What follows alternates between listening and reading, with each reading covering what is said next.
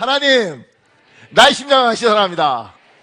자, 옆에 보고요. 아이 컨택하고요. 예수의 심장을 아시기 사랑합니다. 반대 보고 예수의 심장을 아시기 사랑합니다. 고맙습니다. 우리 이달에 말씀하겠습니다. 근신하라 깨어라. 너희 대적 마귀가 우는 사자같이 두루 다니며 삼킬 자를 찾나니 너희는 믿음을 굳건하게 하여 그를 대적하라. 베드로전서 8장 5절에서 9절 상반절 말씀.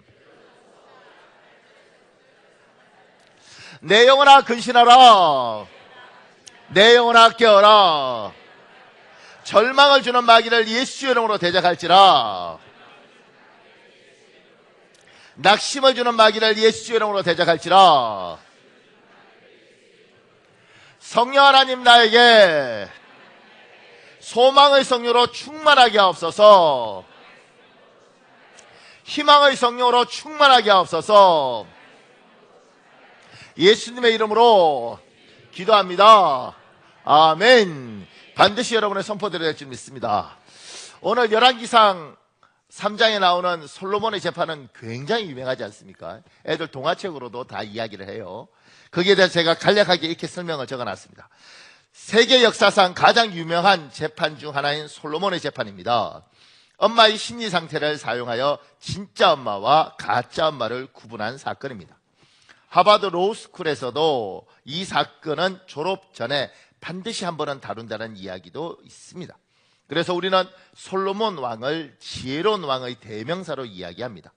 성경에서 이 지혜는 그가 출생 때부터 가지고 태어난 선천적인 것이 아니라 기도로 얻은 후천적인 하나님의 선물이라고 말합니다.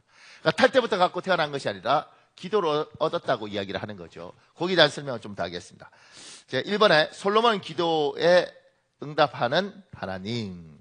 역대하 6장 1절과 5절 6절이 있는데 제가 1절 읽을 테니까 여러분이 5절 6절 읽으십시오. 스바 여왕이 솔로몬의 명성을 듣고 와서 어려운 질문으로 솔로몬을 시험하고자 하여 예루살렘에 이르니 매우 많은 시종을 거느리고 향품과 많은 금과 보석을 낙타에 실었더라. 그가 솔로몬에게 나와 자기 마음에 있는 것을 다 말하매.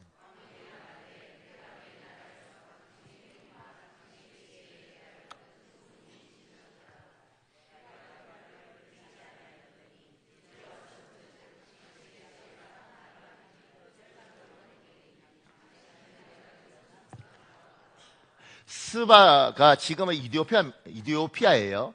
근데 옛날에는 이디오피아가 굉장히 부유한 나라였답니다. 근데 그 스바의 왕이 여왕이었는데 그 사람이 솔로몬 이야기를 듣고 너무 궁금한 거예요. 여러분과 제가 방탄소년단이 너무 궁금한 것처럼. 저도 몰라요, 방탄소년단이 누군지. 하여튼간에 그래서 뭐 그 사람들 온다면 나가서 보는 것처럼.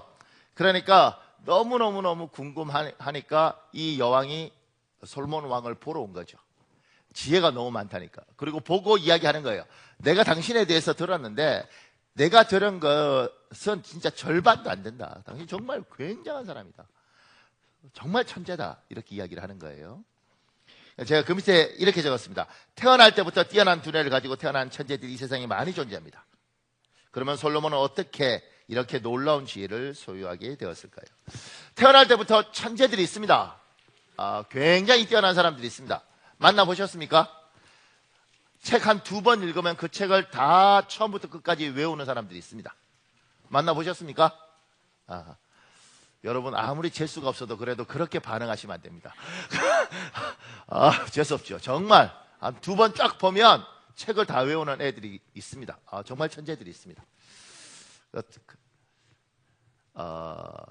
참고로 여기 있는 부모들 중에 제가 애들 야단칠 때 이런 말 하는 거 많이 들었어요. 너 누구 닮아서 그러니? 왜 이렇게 누구 닮아서 공부를 못하니? 아유, 엄마 반만 닮았어도 당신 거의 닮은 거예요. 자꾸 사람들이 착각해서 그런데 저 아들 셋이잖아요. 저희 세 아들이 참 하나님이 좋은 성격을 주셨는데 머리는 평범한 머리를 주셨어요. 그래서 그러면 이제 절반을 할 줄 알았는데 절반보다 약간 못해요. 근데 제가 저희 집사람하고 저하고 야단치거나 막 이렇게 욕하고 그러지 않거든요. 왜냐면 어느 날 둘이 이렇게 밥 먹으면서 그랬어요. 여보, 쟤들은 죄가 없어. 쟤들은 죄가 없어. 우리가 유전자를 배합할 때 한 번 딱 보는 순간 왜 안 잊혀지지? 이런 걸 낳아주지 못했잖아요. 쟤들은 2번을 들어도 까먹고 3번을 들어도 까먹는 애들이니까 여보, 쟤들은 죄가 없어. 태어날 때부터 운동신경이 발달된 사람이 있습니다. 태어날 때부터 청음이 되는 사람이 있습니다. 피아노 땅 친다, 도네? 이런 사람이 있습니다. 돈지 민지 낸지 모르는 사람들이 있고, 우리는 아이를 그렇게 태어나게 못했습니다. 애는 죄가 없습니다. 우리가 유전자 배합을 그렇게 못한 거죠. 그런데 제가 이 설교하면서 그 생각했어요. 너무 죄책감을 가지지 마십시오. 왜냐하면 우리도 못 받았어요. 저도 저희 아버지한테 못 받았습니다. 그러니까 너무 죄책감 가지지 마십시오. 근데 분명한 건 태어날 때부터 천재가 아닌 아이한테 천재인 걸 요구하는 것 자체가 문제가 있습니다. 태어날 때부터 놀라운 운동 능력을 갖고 태어나지 못한 아이한테 놀라운 걸 요구하는 게 문제가 있습니다. 노력하라고 하는 건 괜찮지만 너 누구 닮았어 이러니 우리 집안에 네 같은 애는 없어요. 우리 박씨 가문에 이런 유전자는 없어요. 뭐 이렇게 해서 괜히 부인하고 이렇게 전쟁할 필요 없이 그냥 얘는 내 유전자를 가졌는가 보다. 그리고 그냥 평범한 아이들을 평범하게 키우십시오. 제가 마음이 아픈 건 저도 이제 나이가 들면서 알게 되는 게 저는 처음 알았어요. 그걸 젊었을 때는 몰랐을 것 같아요. 아기를 낳고 나니까 아버지는 이렇게 똑똑한데 애는 왜 이래요? 이 말이 참 마음 아프더라고요. 그러니까 내가 내 아들보다 똑똑한 게 좋은 게 아니고 그게 슬퍼요. 근데 이런 거 있잖아요. 아빠는 이렇게 생겼는데 애는 모델이네? 어떻게 이렇게 친아들 맞아요? 내가 얘보다 잘생겼죠. 무슨 소리야? 이렇게 해요. 내 아들이 나보다 훨씬 뛰어나고 똑똑하면 기분이 좋더라고. 참 미안하죠. 하나님 우리를 그렇게 만드셨어요. 근데 제가 이 동네가 슬픈 게 뭐냐면 아마 요 자리도 그러니까 이 동네 살면서 아버지들이 너무 뛰어난 아버지들이 많아요. 엄마들이 너무 잘난 엄마들이 많아요. 그러니까 우리 애들이 힘들어합니다. 우리 애들이 힘들어합니다. 아빠한테 주눅 들고 엄마한테 주눅 들고. 그러니까 그 아이들한테 우리가 탁월한 능력을 가지고 그렇게 뭐 대부분 평범하지만 탁월한 능력을 대해서 그런 게 아니고 어떤 상황에서 살라고 공부해서 어떻게 하다 보니까 좋은 직업도 가지고 어떻게 하다 보니까 생각보다 좋은 대학을 가고 이런 거죠. 얘들은 우리보다 좋은 환경에서 태어나서 평범한 머리를 가지고 태어나서 그냥 부모가 다 해주니까 스마트폰 갖고 재밌게 노는 그런 아이가 된 거예요. 그러니까 이 아이들한테 너무 많은 걸 요구하는 순간 불행해지는 겁니다. 우리는 힘들게 왔고 니는 복이 있구나. 성실했으면 참 좋겠는데. 근데 우리가 평범한 유전자를 줬으니 평범한 아이가 된 거죠. 근데 솔로몬은 평범한 유전자를 갖고 태어났어요. 근데 뛰어난 사람이 됐습니다. 왜? 제가 밑에 이렇게 적었습니다. 지혜가 필요했던 솔로몬은 하나님께 기도했고 하나님은 응답하셨습니다. 이것이 팩트입니다. 열왕기상 3장 5절이 있고 10절부터 12절이 있습니다. 제가 3장 5절 10절 읽을 테니까 여러분은 11절 12절 읽으십시오. 기브온에서 밤에 여호와께서 솔로몬의 꿈에 나타나시니라. 하나님이 이르시되 내가 내게 무엇을 줄고 너는 구하라. 솔로몬이 이것을 구하매 그 말씀이 주의 마음에 든지라. 시작.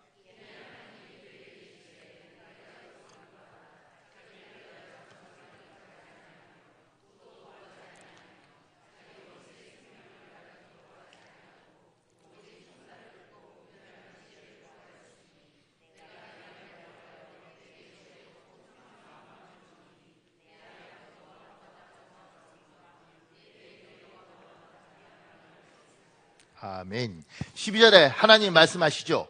내가 내 말대로 내게 지혜를 얻고 총명한 마음을 주노니 이렇게 말을 해요. 그러니까 평범한 유전자를 갖고 태어났는데 하나님이 놀라운 복을 주신 거죠. 이게 과거에 있는 일이고 막연한 일인가? 그렇지 않습니다. 어제의 하나님이 오늘도 하나님이시죠. 어제 하셨던 일을 하셨던 하나님은 오늘도 하십니다. 어제 홍해를 가르신 하나님은 오늘도 홍해를 가르십니다. 그 밑에 제가 이렇게 해줬습니다. 우리도 솔로몬과 같은 하나님의 자녀입니다. 우리가 기도하면 하나님은 응답하십니다. 야고보서 1장 5절에 있습니다. 여러분 보십시오. 시작.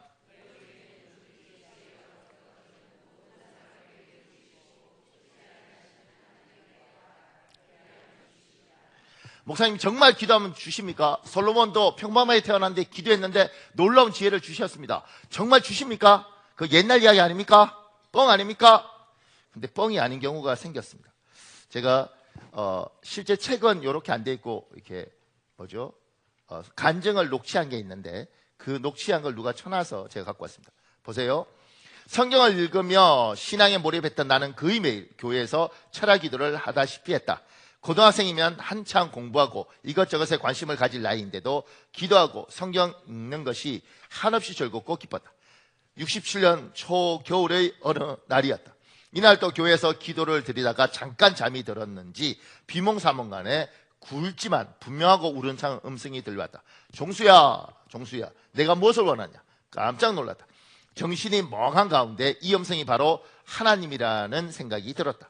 그 당시 가정편이 너무 어려워 하나님께 돈을 달라고 말하고 싶은 생각도 들었지만 주일학교에서 배운 솔로몬의 지혜가 떠올라 지혜를 달라고 말씀드렸다. 당시 나는 어린 마음에 하나님의 응답으로 무엇인가 신체적인 변화가 있으리라 기대했지만 전혀 그렇지 않았다. 그런데 하나님께서 응답을 주신 것을 깨달은 것은 얼마 후였다. 새벽 기도를 다녀와 로마서 16장까지 2번을 읽었던 나는 그 말씀들이 살아서 움직이듯 흡입되는 것을 느꼈다. 계속 읽고 싶었으나 학교가 시간이 되어 집을 나섰다. 성남동에서 대흥동까지 버스비가 없어 걸어가는 동안 이상한 일이 발생했다. 거리의 간판을 쳐다보면 그 간판들이 아까 본 로마서의 성경으로 또렷이 보이는 것이었다. 나는 몸이 허약해 어지럼증 때문에 이런 일이 일어나는 것이라고 생각해 큰 문제가 생긴 것으로 여겼다. 병원에 가야 할지 고민했다. 그러나 그것은 내가 잘못 판단한 것이었다. 그 무렵 나의 학교 성적은 동급생 480명 중 350등 정도였다. 매일 철야 예배에 새벽 기도를 다닌 데다가 밴드부를 한답시고 시간을 빼앗겼고 건강도 좋지 않아 병치레도 잦았다. 홀로머니의 외아들인 내가 성적이 이게 뭐니? 어떻게 하려고 그래? 담임선생님의 이 말 한마디에 충격을 받은 나는 이때부터 공부에 매달렸다. 하나님의 자녀로 하나님의 무한한 사랑을 받고 있는 하나님의 자녀가 공부를 잘하는 것이 하나님께 영광을 돌리는 것이라는 생각도 들었다. 열심히 최선을 다해 공부한 뒤 첫 시험을 보는 순간이었다. 하나님께서 내게 지혜를 주신 것을 확인할 수 있었다. 지난번 로마서가 선명하게 들여다 보이던 것처럼 내가 공부했던 책이며 노트 필기가 고스란히 눈만 감으면 내리에 떠올랐던 것이다. 스스로 생각해도 신기한 일이었다. 전교 석차가 350등에서 5등으로 껑충 뛰어올랐다. 다른 선생님과 동급생들이 놀란 것은 당연했다. 수학 성적만 좀 낮았는데 이것은 책의 답이었기 때문이었다. 공부에 재미가 붙어 신앙생활을 열심히 하면서도 책을 손에 놓지 않았다. 나는 전교 1등으로 졸업을 했으며 서울대 의대에 지원 합격했다. 그리고 서울대 의대 졸업할 때 수석으로 졸업하고요. 의사고시 붙으면서 전국 수석을 했습니다.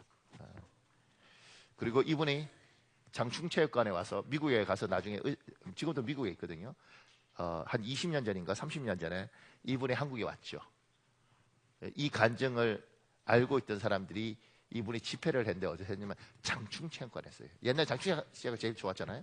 장충체육관에 대한민국의 엄마들은 다 버스 타고 올라온 것 같더라고요. 주여 내 아들에게도 저걸 주시옵소서. 왜냐하면 이건 뭐 사실이에요. 그러니까 하나님 앞에 정말 기도를 하고 이런 걸 구하고 이게 된 사람이 있는 거죠.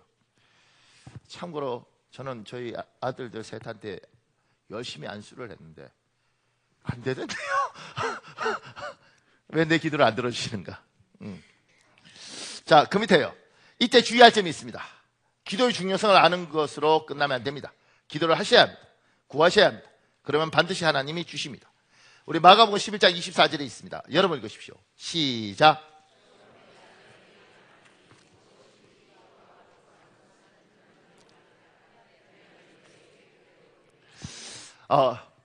건강에 대해서 안다고 중요한 게 아니라 건강에 대해서 알면 실천해야 되는 거죠. 기도에 대해서도 아는 게 중요한 게 아니고 기도하셔야 됩니다. 20분이든 30분이든 하다못해 5분이든 운전을 하면서 기도를 하든 걸어다니면서 기도를 하든 기도를 하셔야 됩니다. 기도가 중요하지. 그건 아무 의미가 없습니다. 제가 알죠. 운동이 중요하지 아무 의미가 없습니다. 아무 의미가 없습니다. 고기보다는 풀을 먹어야지 아무 의미가 없습니다. 아는 거 의미가 없습니다. 어제도 뷔페 갔다 왔는데 아무 의미가 없습니다. 그걸 안 먹는 게 잘못이지. 먹어야죠. 어떻게 안 먹을 수 있겠습니까? 운동 중요하죠. 아무 의미가 없습니다. 중요한 거 해야죠. 해야죠. 그러니까 아는 게 중요한 게 아닙니다. 기도도 중요하다고 알죠. 하셔야죠. 하셔야죠. 용기 필요합니다. 제가 이제 아침에 이렇게 새벽 기도 끝나고 공부하다가 애들 학교 가기 전에 집에 가요. 집에 가면 이제 우리 둘째, 셋째 있는데 이를테면 둘째 안아주고 셋째 안아주면서 뽀뽀하면서 주님 이 아이 축복하여 주옵소서. 목사인데 이게요 힘들어요. 왜 힘든지 아십니까? 자는 놈 주여 축복 야이 이렇게 하죠. 안 하겠어요. 그런데 그럼에도 불구하고 하는 거죠. 언젠가 알겠죠. 우리 아버지가 맨날 아침마다 와서 머리 쓰다듬으면서 축복해 줬는데 언젠가는 알겠죠. 무엇이든지 기도하면 받은 줄 믿으라. 정말 주시나요? 제가 그 밑에요. 이때 주의할 점이 하나 더 있습니다. 안 주는 것과 아직 안 주는 것은 다릅니다. 안 주시는 것과 아직 안 주시는 건 달라요. 이강신의 하삼 쓴 글에 이런 내용이 있습니다. 이게 대화한 내용인데요. 교수님, 그런데 어느 때는 기도가 응답되지 않는 경우도 있고 또 오래 기다리게 하는 경우도 있어 중간에 포기하는 경우도 있는데요. 기도는 얼마나 해야 응답되지요? 제가 알고 있는 바로는 기도는 시작하자마자 응답됩니다. 에이, 그렇지 않던데요. 우선 성경을 봅시다. 성경 어디요? 다니엘서 9장 23절을 보시지요. 곧 내가 기도를 시작할 즈음에 명령이 내렸으므로 이제 내게 알리러 왔느니라. 너는 크게 은총을 입은 자라. 그런즉 너는 이 일을 생각하고 그 환상을 깨달을지니라. 다니엘이 자기 백성의 죄로 인하여 망하게 될 것을 염려하며 민족을 위하여 용서를 구하고 구원을 위하여 기도할 때 사실 하나님께서는 다니엘이 기도를 시작할 때 이미 응답하시고 천사에게 명하여 다니엘에게 가서 이르라고 하였다는 것입니다. 그러면 하나님은 마치 기도를 기다렸다는 듯이 기도를 시작할 때 응답하신다는 말이네요. 내게는 안 그러던데 오래 기도해도 응답이 안 되는 것 같은데요. 다니엘서 10장 12절을 한 절 더 보시지요. 그때 내게 이르되 다니엘아 두려워하지 말라. 내가 깨달으려 하여 내 하나님 앞에 스스로 겸비하기로 결심하던 첫날부터 내 말이 응답받았으므로 내가 내 말로 말미암아 왔느니라. 다니엘서 10장 12절. 이 말씀에도 다니엘이 스스로 겸비케 하기로 결심하던 첫날, 즉 하나님 앞에 기도하기로 결심하던 첫날부터 다니엘이 말이 들으신 바 되었다고 말씀하고 있습니다. 즉 다니엘의 기도가 들으신 바 되었다는 말씀입니다. 아닌데 안 그러던데 13절 14절을 보면 그 명령을 받고 다니엘에게 찾아오는데 20일이 걸렸다고 하는데 하늘에서 이를 방해하는 영적 전쟁이 있었다고 하는군요. 그러니까 응답은 즉시 하시는 것이고 그 응답이 현실로 내게 나타나는 데는 시간이 걸릴 수 있다는 것이죠. 교수님 이렇게 이해하면 되겠습니다. 어떻게 해요, 권사님? 기도는 시작하자마자 기다렸다는 뜻이 이미 응답하신다. 다만 그 응답이 내게 이르고 실현되는 그것은 적절한 타이밍을 따라 나타난다. 그렇게 이해하면 되지 않을까요? 네, 권사님께서 아주 적절하게 말씀하시네요. 지난번에 간단히 간증하였지만 제가 미국 유학 보내달라고 기도했더니 3개월 동안 기도하자 마음에 확정적으로 응답하시고 8년 만에 미국 유학을 가게 되었다고 했지요. 그러셨지요. 적어도 3개월 기도하자 응답하셨고 그 응답이 현실화된 것은 8년 후였지 않나요? 즉시 응답은 아니네요. 다른 분이 이야기해요. 세 사람이 이야기하는데 그게 아니죠. 하나님은 즉시 응답하시고 8년 후에 유학 가도록 조치해 놓으셨는데 3개월 기도하고야 이 교수님에게 확신이 든 것이지요. 그렇게 보아야 하지 않나요? 맞아요, 장로님. 말씀대로입니다. 그러니 오늘 본문에도 무엇이든지 기도하고 구하는 것은 받은 줄로 믿으라 고 말씀하시는 것이지요. 기도하면 즉시 응답되고 아직 받지 않았어도 현실화되는 것은 시간 문제이니 이미 받은 줄로 믿는 것입니다. 하나님은 응답하시는 하나님, 그것도 기도를 기다렸다는 뜻이 기도를 시작할 때 즉시 응답하시는 하나님이니 그저 믿고 열심히 기도만 하면 되는 것이겠네요. 할렐루야. 이 내용 이해가십니까? 우리가 기도하면 하나님은 즉시 응답한다는 거예요. 그런데 그 응답이 실현되고 현실에 나타날 때까지는 시간이 걸린다는 거예요. 예를 들면 제 같은 경우 이제 신학대학원에 들어갔을 때요, 한 20여 년 전에 들어가서 교수들이 너무 좋더라고요. 근데 이제 저는 목회자가 되고 교수를 할 게 아니니까. 근데 그때 이제 그런 기도를 했어요. 하나님, 내가 그러니까 목사들의 목사가 되었으면 좋겠습니다. 그 중에 하나가 이제 목회자들한테 가르치고 싶은 거죠. 성도들하고 이렇게 하는 것보다 목사들한테 가르치고 싶습니다. 이렇게 이야기했고, 지금 돌아보면 이 글을 읽다 보면 하나님이 그때 오케이 하셨던 것 같아요. 근데 문제는 누가 그때 내한테 배우겠어요? 너무 젊죠? 실력도 없죠? 배운 것도 없죠. 하나님은 응답했고 그 응답을 이루시기 위하여 하나님이 저를 20년 넘게 계속 공부시킨 거죠. 이렇게 끌고 다니시고. 그리고 어느 순간인가 학위도 채우고 여기저기서 강의 요청도 오고, 그러면서 하나님이 이 20년 만에 기도했던 것에 대해서 응답을 하셨고 그걸 이루어 가시는 게 20년 만에 이렇게 보이는 거죠. 그러니까 여러분이 하나님 앞에 기도했을 때 하나님이 오케이, 그러면 이제 그 열매가 지금 우리는 당장 안 나타나니까 지치는데 그것이 언제 이루어질지, 하나님 앞에 기도했으면 무엇이든 믿고 구한 것은 받은 줄 믿어라. 하나님 오케이 해줄게. 그러면 시간이 걸리는 거예요. 이게 필 때까지. 예를 들어 보십시오. 여러분의 남편이 너무 완고합니다. 하나님, 저 아들을 꼭 예수 믿게 해주십시오. 그리고 기도를 잘해야 됩니다. 예수 믿게 해주십시오. 그냥 예수 믿으면 안 되고 꼭 믿고 장로 되게 해주십시오. 장로는 그냥 뭐 믿으면 막보로 되나요? 장로 되기 어렵습니다. 그런데 그러려면 교회에서 뭐 저희 교회도 이제 내규상 보면 이제 안수집사 한 10년은 안수집사 연차가 있어야지 그래도 장로할 거 아니겠어요, 그죠? 그러면 안수집사는 그냥 되나요? 안수집사는 그래도 집사차 한 10년은 돼야지 되지 않겠습니까? 그럼 장로 되려면 한 20년은 걸려야 될 텐데 믿자마자 되냐고요. 기도를 하면 오케이, 들어줄게. 그러면 이게 피는 동안 시간이 필요한 거죠. 그동안 인내하고 기다리고 기도하면서 이 열매를 보는 사람이 있고, 에이 기도했는데 안 되네, 하나님 살아 안 계신가 봐, 이렇게 하는 사람이 있는 거죠.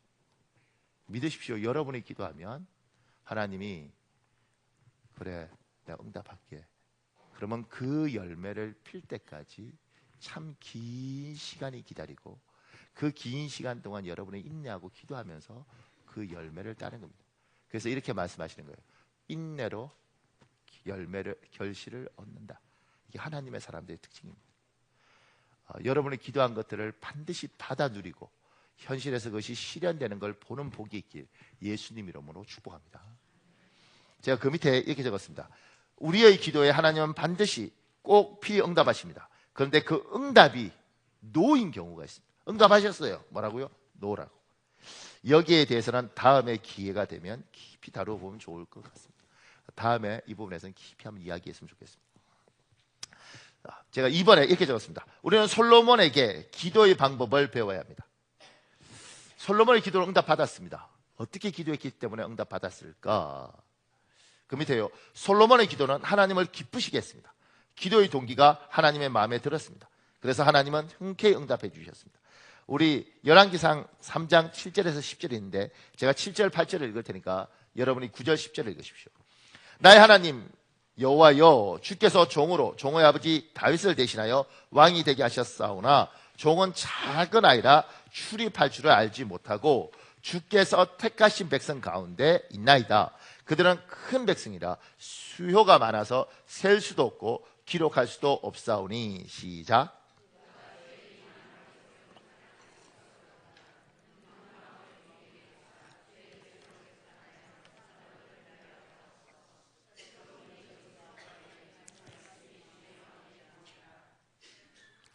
지금 아버지 다윗이 죽으면서 솔로몬이 왕이 됐어요. 근데 이스라엘 왕을 자기가 되고 싶어 된 게 아니라 하나님이 선택했어요. 그리고 그 자리에 갔습니다. 근데 자기는 능력이 없어요. 자기는 평범한 사람이에요. 그러니까 하나님께 요구하죠. 하나님이 왕의 자리를 주셨지 않습니까? 그러면 내가 이걸 잘 감당하고 싶은데 하나님이 주신 것을, 그러니까 하나님 능력을 주십시오. 당신이 자료를 주셨으면 능력도 주십시오. 이렇게 기도하는 거예요. 근데 그 기도가 우리 성경의 10절에는 주의 마음에 든지라, 제가 영어로 붙여놓은 건 The Lord was pleased 이렇게 됐습니다. 하나님이 기뻐하셨다는 거예요. 하나님이 주신 자리를, 하나님이 주신 역할을 잘 감당하려고 하나님께 능력을 구하는 것을 하나님은 기쁘게 생각하신다는 거예요.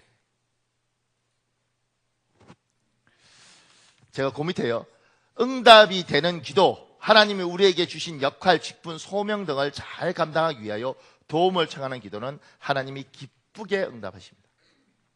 그 밑에 제가 이렇게 해줬습니다. 하나님이 나에게 주신 집안에서 아버지로서, 어머니로서, 남편과 아내로서, 아들과 딸로서의 역할, 직분, 소명을 위하여 기도하셔야 됩니다.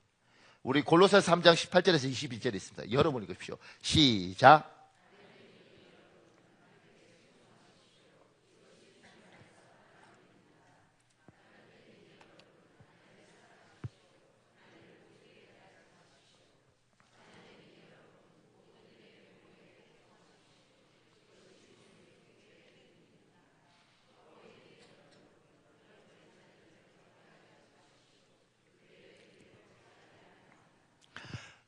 아버지가 되는 것, 어머니가 되는 것, 내가 되고 싶다고 되는 게 아니에요.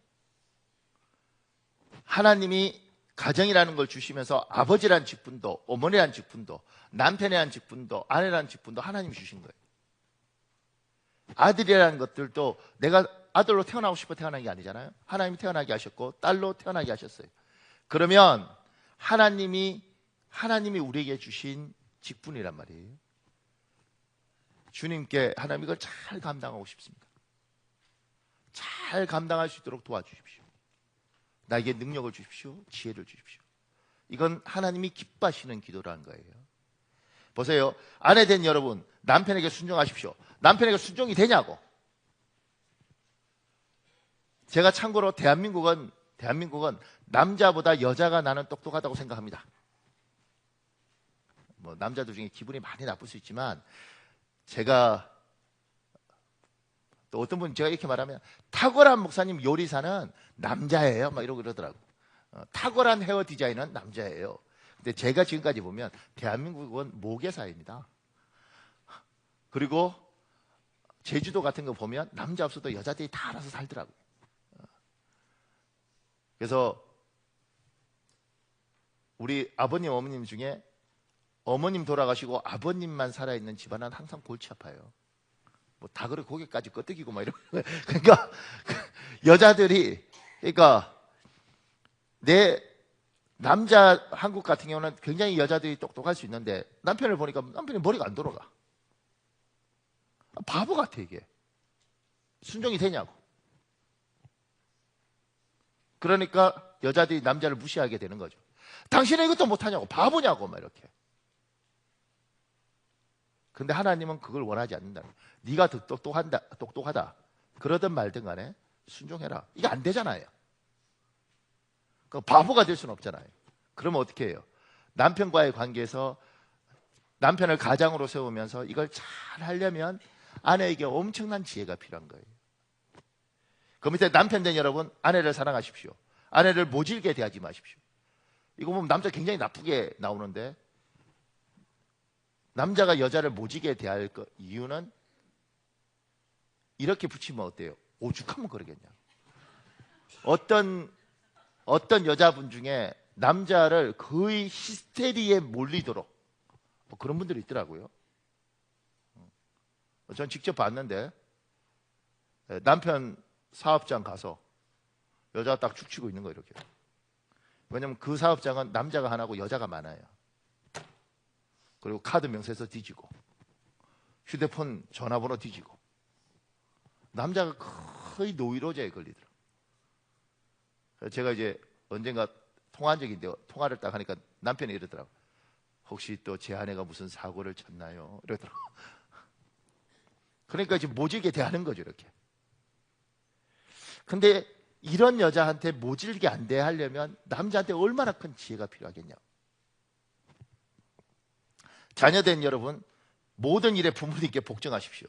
하나님을 기쁘게, 목사님, 우리 아버지한테 복종하려면 나 죽어요. 이럴 수 있잖아. 우리 아버지는 대화가 안 돼요. 뭐 이럴 수 있잖아. 그잖아요.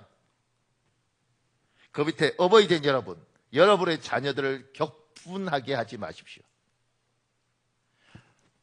우리가 애를 격분하게 하는 게 아니고 얘가 우리를 격분하게 만들죠. 이게 쉽냐고. 그잖아요. 그러니까 하나님이 가족이라는 걸, 우리는 가정을 하나님이 만드셨고 하나님의 가정에 각 직분을 주셨어요. 아버지 되고 싶어서 아버지 된 게 아니고 어떻게 하다 보니까 아버지가 됐고, 어머니 되고 싶어서 어머니 된 게 아니고 어떻게 하다 어머니가 된 거죠. 결혼도 잘 보면 어떻게 하다 보니까 결혼하게 된 거죠. 그때 뭐 좋아해서 사랑해서 결혼한 것 같지만 뭐 그 여자만 사랑했겠어요? 수없이 많은 여자를 사랑했는데 이 여자하고 결혼한 거지. 저 말고 다른 보통은. 그런데 그런 가운데 우리가 어쨌든 이 여자하고 살고 이 남자하고 살고, 그리고 내가 이런 아이를 낳고 싶어 낳은 게 아니잖아요. 그죠? 제가 낳고 싶었으면 아들만 셋 낳았겠어요? 그러니까 어떻게 하다 보니까 애가 나온 거죠. 우리 인생이 우리에게 주도권이 없이 하나님이 우리에게 이런 상황들을 허락하셨어요. 하나님 몰아넣은 게 아니고 허락하셨어요. 그러면 이걸 잘 해나가야 되는데 이게 너무 쉽지 않더라는 거지. 그때 하나님, 내가 아버지입니다. 내가 어머니입니다. 하나님, 내가 이런 아버지 밑에 태어났고 이런 어머니 밑에 태어났어요. 하나님, 내가 이거 잘 하고 싶은데 하나님 미치겠습니다. 하나님, 나에게 지혜를 주십시오. 가정을 깨지 않고 관계가 틀어지지 않고 어쨌든 잘 가기 위해서 하나님, 나에게 능력을 주십시오. 이 기도를 하나님이 The Lord was pleased, 하나님이 아주 기쁘게 받아주신다는 거죠. 왜냐하면 하나님이 허락한 자리이기 때문에 그걸 지키려고 노력하는데 하나님이 도와줄게. 근데 그냥 도와주는 게 아니고 그 가정 속에서 하나님이 많은 걸 깨닫게 하십니다. 보세요. 여기 아이 셋 키우는 남자, 이 책에서 나오는데 이 사람은 작가인데 애 셋을, 아내가 돈 벌러 가고 8년을 육아를 했어요. 그러면서 애 셋 키우면서 이분이 이런 이야기예요. 아이를 키운다는 것은 문자 그대로 육아, 아이를 기르다입니다. 그러나 진정한 의미의 육아는 바로 육아, 나를 기르다라고 생각합니다. 그래서 내가 아이를 키우고 있다 생각하지만 오히려 크고 있는 것은 바로 자신인 거죠. 육아야말로 자신을 성찰하고 내면을 견고히 다질 수 있는 최상의 수련이자 공부라고 생각합니다. 허리멍텅한 얼굴로 밥을 한 숟가락 떠서 막내 입으로 가져가는데 갑자기 이 녀석이 찡찡거리기 시작했습니다. 몸을 뻗대고 물컵을 쏟고 바닥에 내려놓으면 안으라고 소리를 지릅니다. 왜 그런지 알 수 없으니 답답할 노릇입니다. 진이 다 빠진 뒤에야 장식장 구석에 처박혀 있는 과자 봉지 때문이란 것을 알게 되었습니다. 막내는 속으로 이렇게 이야기했겠죠. 아빠, 과자 봉지 함부로 버리지 마세요. 제가 그거 볼 때마다 얼마나 먹고 싶은지 아세요. 그날 후로 아이가 보채면 주위를 살피기 시작했습니다. 조금 우아하게 표현하자면 아이를 책망하기 전에 내가 할 도리를 다 했는지 돌아보는 것입니다. 특히 아이의 눈이 향하는 곳을 집중적으로 살펴봅니다. 아버지가 됐어요. 근데 아버지가 됐는데 아이를 어떻게 기르는지 몰라요. 이 사람은 8년의 애를 키우면서 그 속에서 이 사람 글을 읽으면서요, 이 사람이 잘하더라고요. 이 사람도 기독교인데 하나님 뜻대로 살려고 몸부림치면서 하나님이 우리에게, 하나님 어떻게 해요? 근데 사람에 대한 이해력을 주시고 인간에 대한 이해력을 주시고 내가 성장하는 거예요. 아버지로서 역할을 잘하기 위해서 몸부림치면서 하나님이 그 속에서 지혜가 생기고 사람에 대한 이해력이 생기고 인간에 대한 이해력이 생깁니다. 그래서 교회는, 교회의 지도자를 뽑을 때는 반드시 한 가정을 잘 다스리는 남자를 뽑아요. 그러니까 좋은 대학 나오고 돈 많은 사장을 교회 장로님이나 목사님이나 이런 걸로 뽑는 게 아니고요, 공부가 좀 떨어져도 돈이 좀 없어도 가정을 잘 이끌어가는 사람을 교회의 지도자로 뽑아요. 왜냐하면 이 가정 잘 이끌어가는 게 정말 어렵습니다. 내 속으로 나는 내 아들인데도 이해 안 갈 때가 너무 많고 뭐 이런 게 다 있나 이런 생각이 드는데, 이 아이와 잘 지내려고 몸부림치면서 내가 깎이고 그리고 여기에 맞추면서 인간에 대한 넓은 이해력을 가지고 그리고 사는 거죠. 조금 더요. 밑에 보면 장경동이라는 분이 글었었어요. 재밌습니다. 제목이 결혼하면 괴롭고 안 하면 외롭고. 이런 내용이 있습니다. 보통 여자보다 남자가 바보라는 게 맞는 말 같습니다. 여자들은 동시다발적으로 활동하는 것이 가능하기 때문이죠. 한마디로 멀티플레이어입니다. 그래서 설거지하면서 텔레비전도 보고 전화통화도 가능한 것이 여자입니다. 아내는 남편에게 일을 이렇게 시킵니다. 여보, 마늘 좀 가져요. 그리고 5분 뒤에 여보, 나 저 칼 좀 가져다 줘요 라고 합니다. 그럼 남편이 이렇게 버럭 화를 내죠. 지금 나 마늘 까고 있는데 안 보여? 남자는 보통 한 번에 딱 한 가지 일에만 몰두할 수 있어요.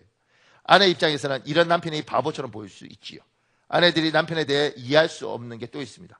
아내가 밥이랑 반찬이랑 다 해놓고 외출했다가 집에 돌아오면 남편은 배가 고픈데도 아무것도 안 먹고 있거나 라면만 끓여 먹고 나서는 소파에 누워 있는 거죠.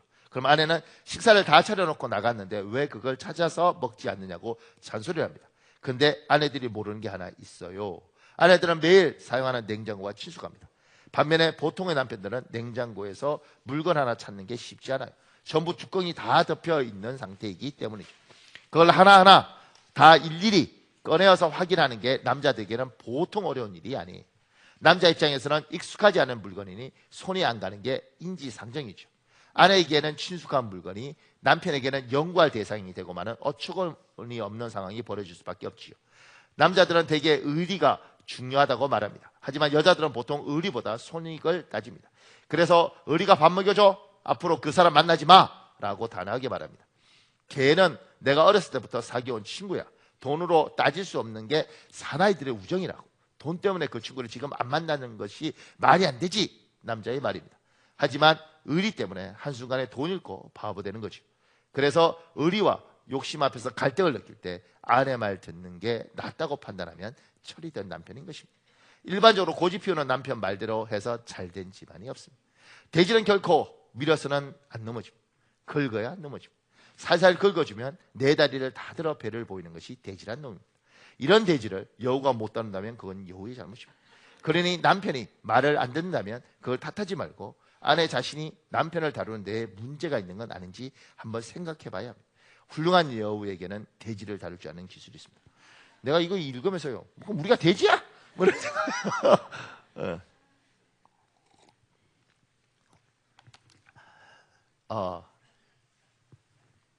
부부로 사는 것, 남편으로서, 아내로서, 아버지로서, 그리고 어머니로서, 또 어느 집의 며느리로서, 아니면 사위로서 굉장히 힘든 일입니다. 근데 우리는 어쨌든 그 일들을 선택했고 그 길에 서 있지 않습니다. 하나님 요구하는 거죠. 내가 그걸 허락했다.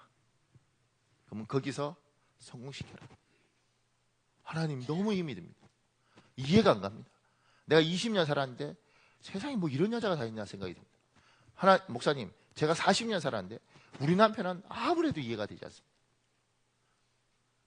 그렇게 이야기할 때 하나님 이야기하시는 거죠.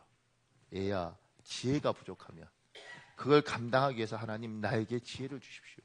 솔로몬처럼 그 직분을 감당하기 위해서 지혜를 달라면 내가 지혜를 안 주겠냐. 그 속에서 네가 성장하는 것이고 그걸 잘 다룰 수 있고 그걸 잘 할 수 있는 사람이 사회적으로도 성공할 수 있는 사람이다. 그 여자분들이 이제 오늘 이거 보면서 내가 여우가 아니고 돼지인가 보다 이럴 수 있어요. 근데 잘 다루는 거, 살살 다루는 거, 그게 뭐 야가 빠졌니 못됐니 이런 게 아니고 사람이 사람에 대한 이해력, 그리고 남자와 여자의 다른 속성을 이해하고 굉장한 능력입니다. 그래서 하나님이 우리에게 가정을 허락해 주시고 거기가 사실은 굉장한 훈련소이죠. 나와 같은 유전자를 배합한 아이들과 잘 지낸다는 게 얼마나 어려운지. 그때 기도하는 거예요. 하나님, 내가 아버지입니다. 하나님, 내가 어머니입니다. 하나님, 나에게 지혜를 주십시오.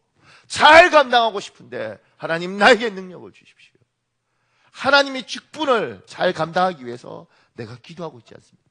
솔로몬이 왕이라는 엄청난 자리를 지키고 그 백성을 자라기 위해서 지혜를 주었던 것처럼 나도 하나님이 주신 아버지, 어머니, 아들, 딸, 하나님 사위, 며느리 이런 자리를 지키기 위해서 내가 하나님 앞에 기도를 합니다. 하나님 나에게 지혜를 주시고 하나님 나에게 능력을 주십시오.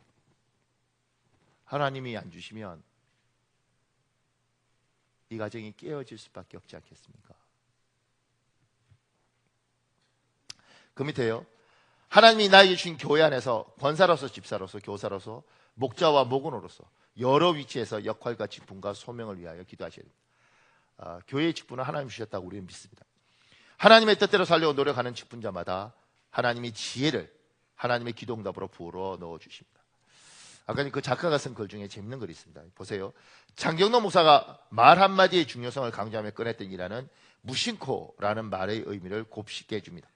어려웠던 시절 하루는 그의 아내가 주인집 김장을 도와주고 남은 우거지를 쓸어 담아 오려고 했습니다. 겉절이나 시래기를 만들어 먹을 생각이었는데 그런 아내를 보며 주인집 아주머니가 뭐라고 그래? 돼지 주려고 그래? 라고 말했습니다. 아내에게는 속상하고 너무 마음이 아팠지만 먹고 살만해지고 나서야 이 일화를 남편에게 털어놓았습니다. 장경로 목사는 세 가지 교훈을 얻었다고 합니다. 우선 무심코 한 말이 남의 가슴에 못을 박을 수 있으니 말을 조심해야 한다는 것이고, 다음으로는 상대가 생각 없이 한 말에 상처받을 필요가 없다는 것입니다. 마지막으로는 아내가 이 말을 바로 그날 밤에 털어놓지 않고 훗날 꺼낸 것을 고맙게 생각하며 말에도 때가 있다는 것을 깨달았다는 것입니다. 힘든 시절 아내의 그런 이야기를 들으며 사역을 그만두고 일을 했을 거라는 이야기죠. 한 사람 목사고 한 사람 사모인데 이 사람들에게도 직분자로서 지혜가 필요한 거죠. 그러면 지혜가 있으면 말을 안 할 때 안 하는 거예요. 지금 젊었을 때 그 말 했으면 장경동 목사라는 사람은 목회 때리시고 돈 벌러 갔을 거라는 거예요. 하나님 여러분에게 권사든 안수집사든 어떤 직분을 맡겼어요. 그러면 하나님 제가 목사인데 하나님 저에게 지혜를 주십시오. 제가 이걸 잘 감당할 수 있도록 하나님 지혜를 주십시오. 제가 아는 목사님의 아버지가 목사님이에요. 근데 우리 목사님들이 신학을 공부하고 신앙은 좋은데 지혜가 부족한 사람이 많아요. 저도 살면서 제가 참 많이 부족하다고 생각하는데 그 목사님은 너무 깨끗하셨어요. 너무 바른데 지혜가 없는 거예요. 그래서 차를 타고 가다가 운전하고 가시다가 신호를 위반하셨네요. 경찰이 잡았어요. 저 신호 위반하셨습니다. 이분 위반 안 했습니다. 위반하셨습니다. 이분이 이렇게 내가 목사요. 내가 신호 위반할 것 같아요. 이렇게 깨끗하시고 강직하신데 지혜롭지 못한 거예요. 그 경찰이 그런 거죠. 제가 교통승격만 20년 했습니다. 제가 잘못 볼 것 같습니까? 이렇게. 그래서 둘이 싸우는 거예요. 승질 내면서. 이순경이 생각하죠. 목사도 승질 더럽네. 목사는 생각하는 거죠. 내가 하나님 앞에 어떻게 살았는데 나를 그렇게 취급해. 그게요. 교통승경이 잘못 봤는지 뭔지는 모르지만 그 사람 나름대로 자기는 자기에 충실한 거예요. 그럼 저는 지혜가 없었는데 나중에 그때 지혜를 배우게 되더라고요. 전 이거 그때 어떻게 해야 되냐고 하니까 경찰이 저한테 가르쳐 주던데요. 목사님 그때 그렇게 걸리면 그렇게 하면 안 됩니다. 왜냐하면 교통승경도 뭐죠? 그 말로 이럴 때 곤조가 있고 뭐 이때 그래서 건드리면 큰일 난대. 자기 어떻게 하면 됩니까? 그러니까 그때 웃으면서 제가 신호 위반했나요? 미안해요. 제가 너무 놀래서 잘못해서 미안해요. 제가 잘못했어요. 근데 싼 걸로 끊어주면 안 될까요? 그렇게 하라는 거예요. 그럼 딱 보니까 그러면 요새는 모르겠는데 안전벨트 미착용 뭐 이러면 10,000원이래요. 10,000원에 아싸 이랬는데 내가 목사요. 사람을 물어보고 넌 당신 뭐 신적 올려 그래. 그러는 순간 범칙금에 뭐에 이렇게 해갖고 뭐 덤태기 쓴다는 거죠. 벌점에. 그러니까 우리가 예수 믿는 사람들, 교회에서 신실한 사람들이요. 기도 많이 하고 성경 공부하고 진실하죠. 그런데 지혜가 너무 부족하고 그래서 때로는 직분 좋은 사람들이 갓 교회 온 사람들한테 상처 많이 줍니다. 교회 막 늦게 왔어요. 근데 교회의 중직이 그러는 거죠. 아니 집사님 왜 이렇게 늦게 와요? 예배당에. 예배 10분 전에 와서 기도하고 그렇게 해야 되는 거예요. 하나님이 이 예배 받으시겠어요? 이렇게 이야기해버리면 말은 다 맞잖아요. 그런데 사람마다 사연이 있는 거예요. 어떤 교회는요 문거로 잠가버립니다. 11시 되면. 그러면서 그 목사님 그러죠. 여러분 예술의 정당 공연 가보세요. 딱 되면 문 걸어 잠궈요. 하나님 앞에 예배하는 거예요. 문 걸어 잠궈 말해. 제가요 어떤 청년하고 이야기를 하는데 걔는 이제 밤늦게 작업을 해요. 밤늦게까지 밤새도록 작업을 하고 그러다 보니까 항상 예배에 늦어요. 교회 예배. 그럼 내가 야 너는 왜 늘 예배에 늦니? 이렇게 하니까 일단 밤샘 작업을 해서 아침에 일어나는 시간이 힘들다는 거죠. 근데 넌 늦게라도 꼬박꼬박 예배를 오더라. 왜? 선생님 제가 몸이 너무 아파서 큰 수술을 했는데 그때 기도했다는 거 하나님 살려주시면 내가 하나님 앞에 꼭 예배를 드리겠습니다. 그러니까 12시 반이 되더라도 어쨌든 교회 와서 도장을 찍는 거예요. 하나님 나 예배 왔어요. 그러니까 하나님하고 약속을 지키기 위해서 집단을 엄청 노력하는 거예요. 참 귀한 거거든요. 저렇게라도 하나님하고 약속을 지키는구나 애쓴다. 이게 이제 교회 어른들이 보고 늦게라도 와서 고맙다 얘야 이렇게 말을 하는 게 교회 중직인 거예요. 근데 너무 하나님 앞에 발라. 근데 지혜롭지 못해. 하나님이 예배 받으시겠어? 큰 상처 받습니다. 우리 철야 예배 이런 거 하면 교회 와서 조시는 분들이 있거든요. 아마 젊은 목회자면 막 그럴 수 있어요. 하나님 예배 시간에 졸아요. 하나님 앞에 제대로 예배 드리세요. 근데 저는 다르더라고요. 얼마나 피곤할까.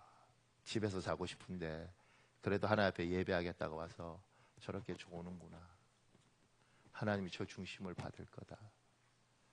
교회의 리더들은 따뜻해야 됩니다.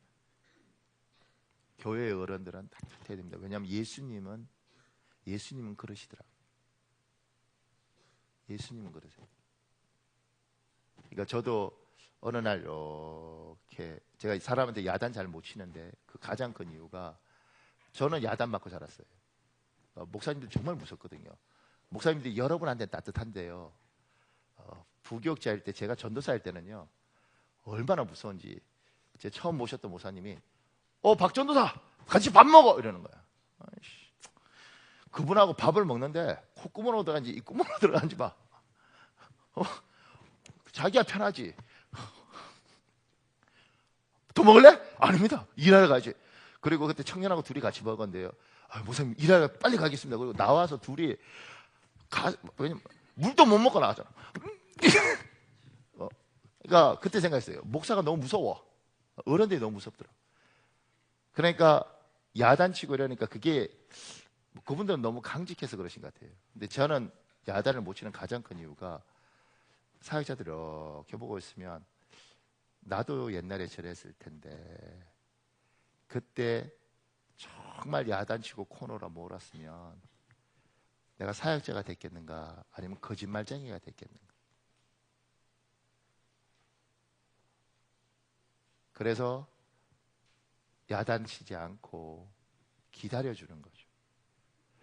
전도사 목사님 내가 목사님 나이 때는 정말 엉망이었어. 목사님은 진짜 잘하는 거다.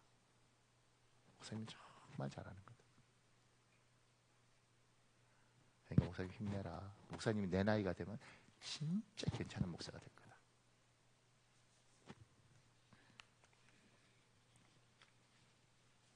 그러면 목사쯤 되면 목사님 무슨 그런 과분한 말씀을 제가 가면 어떻게 목사님 따라서 이래야 되는데 아멘!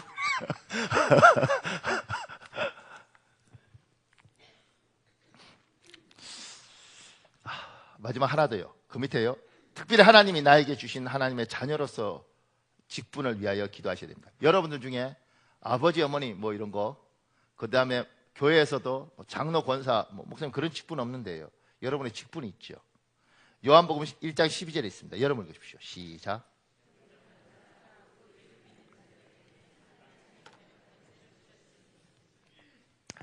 여러분에게 직분이 있습니다. 예수 믿는 여러분에게 하나님이 하나님의 자녀가 되게 하셨고, 하나님의 자녀가 여러분의 직분입니다. 집사 아니라도, 권사 아니라도 여러분의 직분이 있죠. 하나님의 자녀. 사람들이 여러분을 봅니다. 저 사람 예수 믿는 사람이다. 저 사람 교회 다니는 사람이다. 저 사람 기도하는 사람이다. 그 사람들이 해야 될 일이 있습니다. 제가 잠언 30장 7절 9절을 7절 8절을 읽을 테니까 여러분 9절을 읽으십시오.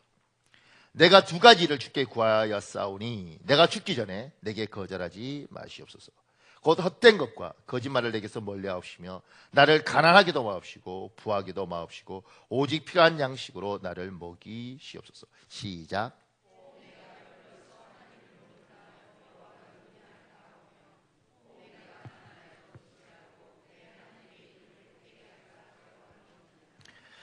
잠언 30장에 이야기하는 거예요. 내가 하나님 백성입니다. 하나님.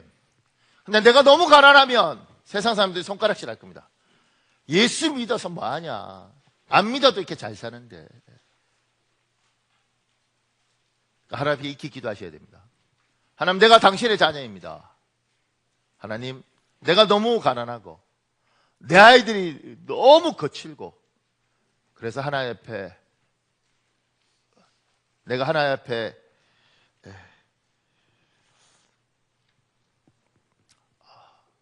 영광이 되지 않도록 하지 마시고, 주님, 내 아들이 그래도 예수 믿는 집안에 3대째 태어났고 4대째 태어났는데, 하나님, 저 아이가 참으로 하나님을 경외할 수 있도록 보고 주시고, 저 아이들의 삶을 통해서 예수 믿는 집안은 참 복이 있구나, 이야기를 듣게 하여 주옵소서. 이건 사명을 갖고 기도하셔야 됩니다. 제 개인적인 이야기인데요. 저는 저희 어머니가 구남매라니까요. 저희 아버지는 할아버지가 세 분이 있는데, 그 할아버지 세 분에서 사촌까지, 아버지 사촌들까지 9형제가 있어요. 여기 9남매, 여기 사촌까지 9형제. 그 중에서 우리 집안만 믿는 거예요. 저만 믿는 거예요. 그러니까 볼 거 아니겠어요. 예수 믿는 네가 어떻게 되나 한번 보자. 그러니까 이제 이게 괴롭더라고요. 나는 목사니까 부자가 될 수도 없는 거잖아요. 그런데 저들 눈에, 아이고 예수 믿고 하여튼간 집안 망했네, 아들 하나밖에 없다고 그렇게 하더니만 별 볼 것도 없네. 그게 너무 싫었어요. 하나님, 저는 목사가 돼도 너무 가난한 목사가 되고 싶지 않습니다. 잘 먹고 잘 살고 부유하고 뭐 이런 목사가 아니라, 저들이 볼 때, 아이고 목사는 그렇게 맨날 굶는 거야? 우리가 밥 사줄까? 하나님, 그런 이야기 듣고 싶지 않아요. 저들이 볼 때, 야, 목사인데 참 복이 있구나. 목사인데 그래도 니들이 참 공부도 많이 하고 똑똑하구나. 니들이 목사인데 참 삶에서도 여유가 있구나. 하나님, 좀 그랬으면 좋겠습니다. 저들 만났을 때 얻어먹는 게 아니고 내가 밥 사고 싶습니다. 우리 집안밖에 안 믿는데 하나님, 저들이 볼 때 참 볼 거 없다, 이 소리 듣고 싶지 않습니다. 그러니까 여러분들 중에 너무 깨끗한 사람 있죠. 하나님, 저를 그냥 깨끗하게 살겠습니다. 오케이. 그런데 하나님의 자녀도 직분입니다. 그러니까 때로는 우셔야 됩니다. 하나님, 내가 우리 집안에서 나 하나만 예수 믿습니다. 우리 집안 며느리 중에 하나님, 나 하나만 예수 믿습니다. 저들이 나를 봅니다. 하나님, 내가 태어난 유전자상 성질도 못하고, 하나님, 내가 부모를 만났고 우리 가정 형편 때문에 내가 말이 배우지도 못했지만, 하나님, 우리가 예수 믿는 우리 집안이 저들이 우습게 집안이 되지 않을 수 있도록 하나님 불쌍히 여겨주십시오. 내가 바지런히 살겠습니다. 내가 열심히 살겠습니다. 저들이 참나 예수 믿으면 별거 없네 이런 말 하나님 듣고 싶지 않습니다. 그러니까 내 아이들에게 지혜를 주시고 귀를 열어주시고 내가 흘리는 눈물에 대해서 하나님 내가 열심히 살 테니까 하나님 반드시 열매 있게 해주십시오. 그래서 어느 날 저들에게 하나님이 우리에게 이렇게 긍휼을 베풀었어요. 하나님이 우리가 기도했던 것에서 이렇게 눈물을 닦아주셨어요.